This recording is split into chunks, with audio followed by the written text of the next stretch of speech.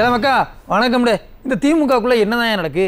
அண்ணன் உதயநிதி இளைஞரணி நிர்வாகிகளை கூட்டி வச்சு தீவிரமாக ஆலோசனை பண்ணிக்கிட்டு இருக்காரு.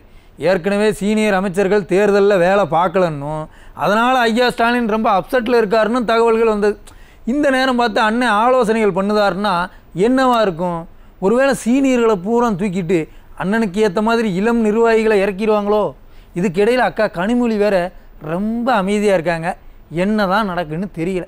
சரி மக்களே, என்ன நடந்தால் நமக்கு என்ன? நாம் வண்டவாளத்தை தண்டவாளத்தில் ஏற்றுற வேலையை பார்ப்போம். குறுஞ்செய்திகளை போய் பார்த்துட்டு வாங்க. விரிவான செய்திகளை எடுத்து வைக்கிறேன். தமிழ்நாடு மின்சார வாரியத்துக்கு 13,811 கோடி ரூபா இழப்பு ஏற்பட்டிருக்குன்னு சொல்கிறாங்க ஐயா. 13,000 கோடி நட்டத்தில் ஓடுது. கரண்ட் பில்லு ஏற்றிட்டாங்க, சரியாக கரண்ட்டை கொடுக்க மாட்டுறாங்க. பிறகு ஏன் இன்னும் நட்டத்தில் ஓடுதுன்னு நாம் கேட்கல, விவரம் தெரிஞ்சவங்க கேட்குறாங்க. சென்னை புழல் ஜெயிலில் கைதிகள் அராஜகம் பண்ணியிருக்காங்க ஐயா. டியூப்லைட்டை உடச்சி உடம்புல கீறிக்கிட்டு வெளியே விட சொல்லி மிரட்டியிருக்காங்களாம். சிறை நிர்வாகம் என்ன அவ்வளவு பலவீனமாவா இருக்கு? திருநெல்வேலி கவர்மெண்ட் மெடிக்கல் காலேஜில் ரேகிங் கொடுமை அதிகமாக நடக்குதான். ஜூனியர் மாணவர்களை ரூம்குள்ளே போட்டு பூட்டி சீனியர் மாணவர்கள் கொடுமை பண்ணியிருக்காங்க. இது ஒரு பெரிய பஞ்சாயத்தாகி சண்டையாகி போலீஸ் வரைக்கும் போயிருச்சுயா. சேலம் பக்கம் நேற்றுக்கு ஒரு கவர்மெண்ட் பஸ் ஆக்சிடென்ட் ஆயிடுச்சு. எதனாலன்னு கேட்டால், தேஞ்சு போன டயரை வச்சுட்டு வண்டி ஓட்டினா ஆக்சிடென்ட் ஆகாமல் என்ன செய்யும்னு கேட்குறாங்க. பிரேக் போட்டால் நின்னா தானே. விளம்பர கவர்மெண்டால் பஸ்ஸு தான் வாங்க முடிய மாட்டேங்கி, டயருமா வாங்க முடியாது. குறுஞ்செய்திகளை பார்த்துட்டோம். வாங்க விரிவான செய்திகளையும் பார்த்துருவோம். திராவிட மாடல் அரசாங்கம் ஆட்சிக்கு வந்து 3 வருஷம் ஆச்சு இல்லையா? அதை கொண்டாடுற மாதிரி நினைவு பரிசு ஒன்று ரெடி ஆகிட்டு இருக்காம்யா. ஜனங்க இந்த ஜென்மத்தில் விளம்பர ஆட்சியை மறக்கவே மாட்டாங்க. அந்த மாதிரியான ஒரு பரிசு ரெடி ஆகிக்கிட்டே இருக்குது. 100 யூனிட் இலவச மின்சாரம் இருக்குல்ல, அதில் கை வைக்க போகிறாங்கன்னு ஒரு சந்தேகம் வந்திருக்கு. விளம்பர கவர்மெண்ட்டு விளக்கம் கொடுத்தா தான் என்ன ஏதுன்னு விவரமாக தெரிய வரும். தமிழ்நாடு மின்சார வாரியத்தில் சத்தமே இல்லாமல் ஒரு வேலை ஒன்று நடந்துகிட்டு இருக்குயா. ஒரே அட்ரஸில் ஒரே பேரில் ஒன்றுக்கும் அதிகமான மின் இணைப்புகள் வச்சுருப்பாங்கல்ல, அதையெல்லாம் ஒரே இணைப்பாக மெர்ஜ் பண்ணுற வேலையை பண்ணுதாங்களாம். இப்போ எடுத்துக்காட்டுக்கு ஒரு காம்பவுண்டுக்குள்ளே 4 வீடு இருக்குன்னு வைங்க. ஒரு வீட்டில் ஓனர் இருப்பார், மீதி 3 வீட்டில் வாடகைக்கு ஆட்கள் இருப்பாங்க. தனித்தனி இணைப்பு இருந்தால் 4 வீட்டுக்கும் 100 யூனிட் இலவச மின்சாரம் கிடைக்கும். இதை ஒரே இணைப்பாக இணைச்சிட்டோன்னு வைங்க, ஒரு வீட்டுக்கு தான் 100 யூனிட் இலவச மின்சாரம் கிடைக்கும். கரண்ட் பில்லு அதிகமாக வர்றதுக்கும் கணக்கு பிரிக்கிறதுல பிரச்சனை வர்றதுக்கும் வாய்ப்புகள் இருக்குது. இது சம்பந்தமாக மின்வாரிய ஊழியர் அமைப்பினர் ஒரு லெட்ரு ஒன்று மின்வாரிய அதிகாரிகிட்ட கொடுத்துருக்காங்களாம். அதில் என்னென்ன கேட்டிருக்காங்கன்னா, அண்ணன் செந்தில் பாலாஜி இருந்தப்பவும் இதை பண்ணுறதுக்கு முயற்சி பண்ணியிருக்காங்க. அப்போ அண்ணன் என்ன சொல்லியிருக்காருன்னா, ஆதார் நம்பரை இணைச்சாச்சுன்னு சொன்னால் வாடகை வீட்டில் இருக்கிறவங்களுக்கு எந்த பிரச்சனையும் இல்லை அப்படிங்கிற மாதிரி சொல்லியிருந்தாராம். ஆனால் இப்போ என்ன நடக்குன்னே தெரியலை. பொதுமக்களுக்கு இதை பற்றி ஏதாவது சொன்னாங்களா, அரசாணை எதுவும் வெளியிட்டீங்களா அப்படின்னு மின்வாரிய ஊழியர்கள் கேட்டிருக்காங்க. ஆக மொத்தம் 100 யூனிட் மின்சாரத்துக்கு ஆப்பு வைக்க பார்க்குதா விளம்பர கவர்மெண்ட்டுன்னு ஜனங்க கேட்டுக்கிட்டு இருக்காங்க.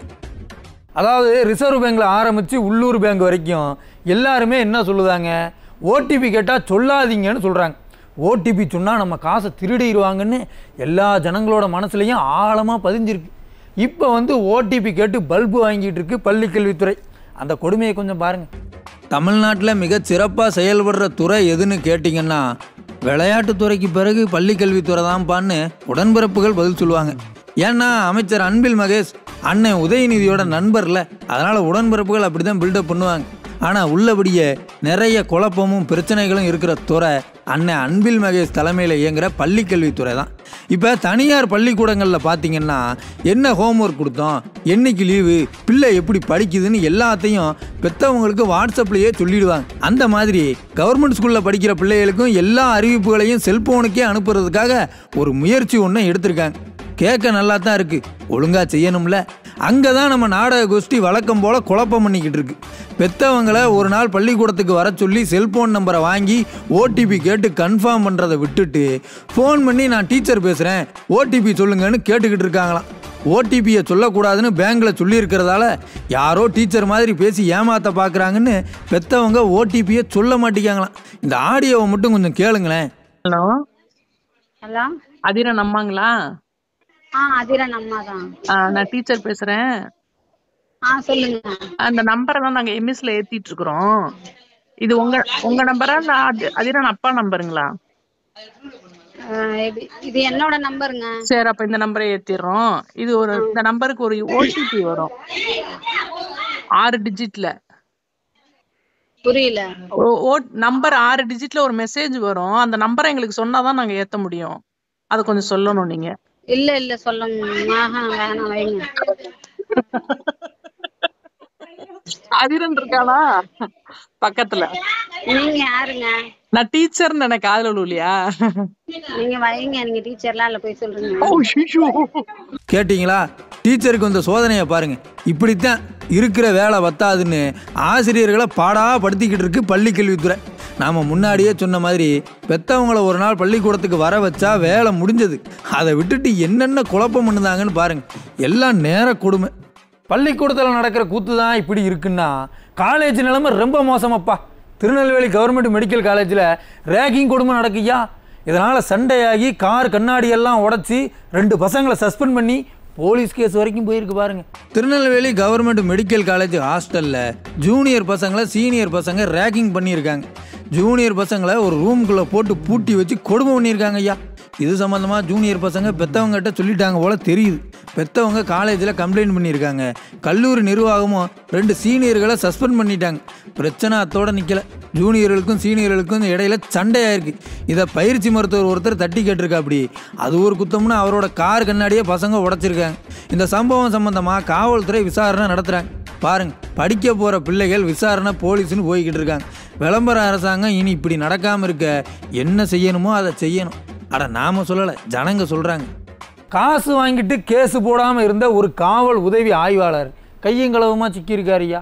பொதுமக்கள் புகார் கொடுத்தா காவல்துறை நடவடிக்கை எடுக்கணும். ஆனால் பெரும்பாலான இடங்களில் காவல்துறை நடவடிக்கை எடுக்கிறதே இல்லைன்னு பொதுமக்கள் புலம்புறாங்க. இந்த புலம்பலுக்கு மத்தியில் இப்படி ஒருத்தர் சிக்கியிருக்கார்.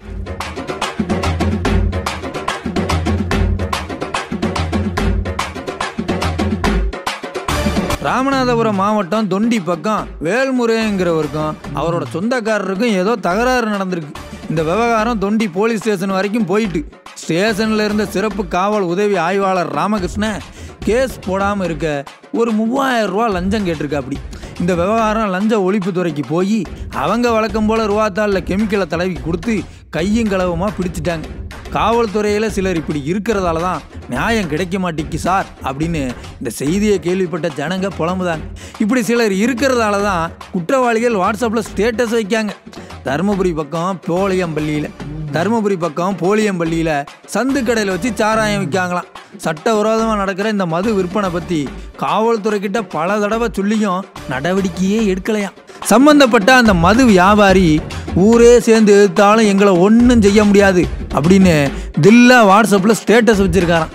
அதை பார்த்து கடுப்பான ஜனங்க ரோட்டுக்கு வந்து காவல்துறையை கண்டித்து போராட்டம் பண்ணியிருக்காங்க.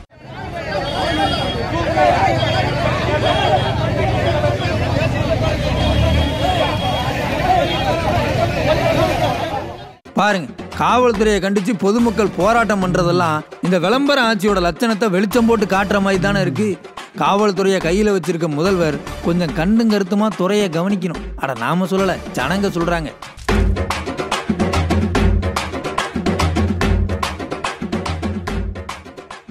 மக்கா, சென்னையில் ஒரு ஏர்போர்ட் இருக்குல்ல, அது ஏர்போர்ட்டா என்னையா?